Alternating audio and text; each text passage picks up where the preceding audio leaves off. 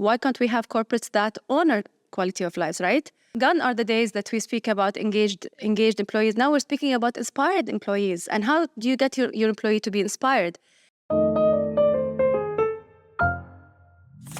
Abir Abdullah Al-Matouk is the Executive Director of Human Resources at Starling, an executive coach for various entities and an assistant faculty member at the University of Leeds, with a master's degree in Human Resource Management from DePaul University and a bachelor's in Psychology and English Literature from the University of Bahrain.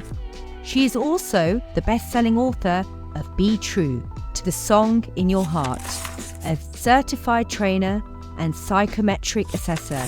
Abir has worked with organisations like EY, Tamkeen, and the Ministry of Foreign Affairs in Bahrain. Hello, everyone, and welcome to AZAQ Talks. And here with us today, we have Abir Al-Matouk. Is that correctly pronounced? Very much so. Arabic? Yes. I know that I have to say it with an ayn, right? Abir. Yes. Is that correct? If you're going to go there, it's going to be Abir Al-Matouk. Amazing. We're so happy and pleased to have you with us today. And super happy to introduce your amazing book, Be True. And what I love about this is it's all about, exposing how we need to really be true to ourselves, to really be impactful in the world today. So thank you for bringing this to the world, Abir. And I definitely recommend that all of you read this book. So Abir, today's discussion is going to be about generational differences, right? So how do generational differences have an impact in, HR, in what we do today, in our organization? So I want to start off by asking you, can you start off by giving us an overview of the generational categories? What are they? And, what are their defining characteristics? Absolutely. First of all, thank you very much for this opportunity to be on this podcast with you. Secondly, speaking about generations and generational differences and how the impact of that influences the growth and the direction of organizations is always a dear thing to me or topic to me to talk about, especially that I personally sit in the middle between the generations that are more about stability, loyalty, structure, which are the baby boomers, and then the generations that come after that are more about diversity, change, agility, creativity, and innovation. That being said, maybe it's a good place to start from is defining the generations, which are, bless them, baby boomers. And this is the group that was born between the year of 1946 and 1964. Due to the world situation, I would say, and everything that happened before, a high value of this generation is stability and structure. So loyalty is very high for organizations that offer those conditions. After that comes the generation that's X generation, Gen X. Might be me, just slightly. I'm crossing over between Generation X and Millennial. So X is 1964 to 1980. And then after that, you've got your millennials or Generation Y, which is 81, 82 to 96. And then Generation Z, and then the alphas come across. So as you go, as we progress in the years, you'll notice that certain qualities dilute and certain qualities come on board. Things like creativity and innovation, things like appreciation to life-work balance, words like wellness that we didn't used to hear before. Such terms are quite foreign to baby boomers because it was not in the scene. Not because they didn't want to, it's just because they were not the norms and they were not very common. Nobody was talking about life-work balance, wellness, purpose, contribution. These are notions and ideas that only came, I would say, after the 80s. So this is just an overview about the differences. Interesting, thank you. And why do you think, organizations today need to really understand those differences between these different generations? To leverage on that, because there's a lot of strength in each and every generation. We don't want to discard and they're not discontinued. We're building on the strengths of the previous generation and bringing in the best in the new. So for example, I would certainly love to have the loyalty and the work ethics that baby boomers had, but not necessarily the rigid structure 9 to 5 system. I would like to blend it with the life-work balance appreciation that Generation X comes with, and then the purpose that Generation Y comes with, and then the innovation and technology savviness that the Generation Z comes with. So you see, every generation has to come and build on the one before, so that we have basically to leverage on the strengths of those. Abir, what are the challenges do you think organizations face today in terms of these, generational differences? And where do you think, they can sort of find solutions to those challenges, and how? I think as clarity never harms anyone, a good place to start from is deciding on what kind of organization would you like to be. Like, you can't claim that you are an agile, modern organization while you hold the 9 to 5 very dearly to your heart. That's something that is not really facilitating the best in the generation that is already occupying the workforce. We're talking about, when we said baby boomers are today your advisors or consultants that are really leaving the workforce in another, I would say, maximum 10 years. And then it's going to be led by Generation X downwards. So situations like hierarchy and rigidity in policies will not really allow and facilitate the best in those groups to come to the scene. What are your sort of expectations, and I would say the values of, let's say, baby boomers in comparison to the new alpha generation? Okay, what is the difference between? That's a big difference. Now, alphas are the game changers, certainly. They are. I call them the unstoppables, because these are the ones that ask too many questions before saying yes to anything. So if we really want to leverage on the experience of baby boomers, put them as mentors. Let them teach the new generations what is going to be missed if they don't absorb the experience that they accumulated throughout the years. It's so true, because the reason I'm asking you this, actually, because I have a 13-year-old, okay? Cute. And he's obviously alpha. Oh, sure. And, he will ask me questions like, why would I want to be in the corporate world? Why would I want to be under a rigid what system? Did he tell you? Why would I want to be a corporate slave? That's exactly what he asked me. That's a misconception. So I think it's really interesting to discuss it. So this is our future. And this is the future that we're going to encourage and attract to our organization. So how do we work with that? First, let me tell you that those are questions, as hard as they might seem. These are the good questions that we want to have, because who said that corporate has to affect negatively people's quality of life? Why can't we have corporates that honor quality of lives, right? Now, today we're talking about gone are the days that we speak about engaged employees. Now we're speaking about inspired employees. And how do you get your employee to be inspired? Is by facilitating their understanding of their worth and value in the entire vision of the organization. So it's no longer, this is your role. This is your role in helping us achieving this vision. This is your role in our story. This is the chapter that you're writing with us. So I would highly advocate people asking those questions, because there is a way to make corporate lives better.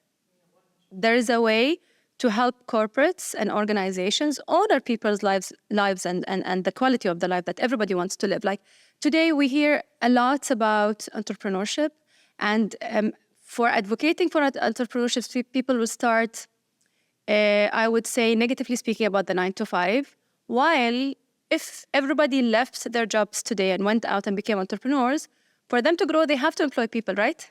So they would have to have people working for them. So why not work on changing those conditions and honoring human lives while you are in the corporates?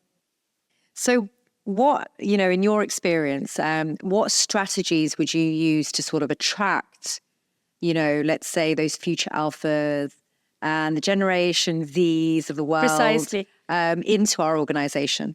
Create the opportunity for them. those generations are not loyal for the organization. They are loyal to people and to opportunities. The question, what's in it for me, is not necessarily a selfish question, because what they really care about is their input. Corporate social responsibility is a big thing to them. Diversity inclusion is a big thing to them. Purpose, bringing change, innovation. So just give them that. Tell them that you are here to bring in all those values, and see how they react. I think actually another good thing probably would be to sort of encourage that environment, like build an environment that's going to sort of nourish them and nurture them to grow. Myself have been working on a lot of strategies like that within the team, and I feel it works. Like, you were talking about flexibility. It doesn't have to be 9 to 5. It doesn't have to be so rigid. So this is the sort of stuff, that I think if all of us took steps to work towards that, give our employees the flexibility to feel like work isn't work. Absolutely. It's part of their life at the end of the day, Absolutely. right? And I think that life gave us the greatest opportunity right after COVID, as the world is no longer the way we know it. The word that we knew, the pre-COVID word that we knew, is no longer there. It's just different by force. So why not, again, benefit from the changes that took place and take it from there. Today, so many organizations have benefited from working distantly, I would say, working from home, be it, or working from anywhere in the world, as long as the job is being done. And if it's for meeting and maintaining that bonds between employees, we can always do it through technology. Technology is a blessing. So if there is a will, there is a way. Yeah, I 100% agree with you. And I think that, balance, it's a balancing act at the end of the day. So it's about sort of maintaining, the proactiveness of your people, but also having that flexibility with them where they don't feel like things are so, I guess, micromanaged or, so that's really great, but also keep making sure that they, are delivering as well, right? So that's super important. That's one thing. Another thing is that because it's the norm, it's becoming the norm now, working from so many places apart from the office, you don't want your people to feel that they're different. That's number one. Number two, you really don't want buddies with no soul. You want them to bring their all with them. So if they are convinced and they have that conviction that I am better off outside the office, just let them be. Let them be. I 100% agree. So why would you say it's so critical for businesses to manage a multi sort of generational workforce? Why do you think they need to sort of make sure that they focus on the different generations and not have sort of one, I guess, communication plan? It's communicating. It's almost like they're targeted personas. They're separate people. They're communicating to them differently. How do they address those challenges? Like, how can I communicate the same message to all of them, because they're all different and they all think different, right? You would want to cater for that by using different means and tools, like meetings for baby boomers. I don't know, use technology for generations who are younger than that. Town halls for people who appreciate gatherings and ideas exchange and brainstorming and stuff like that. You really have to study your audience, and that goes not only for generations. It goes even for in communication we use that. That goes even for different personalities. So if you want your message to get across, you'll have to really learn the language of your audience. Yeah, 100%. Now, the next question, I love this actually. So how would you recommend HR departments set the sort of culture for the generational diversity and provide guidance to ensure inclusiveness? We will have to have multi-strategies if we want to really benefit from the strengths that each group brings with them. We will have to nurture those differences through having multi-strategies. So encourage the older generations to come with their experience and encourage them to cooperate with the younger ones on the tools that they use to absorb this experience. Now, I believe that actually, I've seen it myself within the team. that having sort of those different generations is so valuable. And it's just about using it effectively because everyone comes up with different ideas because they're thinking differently. I find the younger ones sort of really hyped up and excited all the time.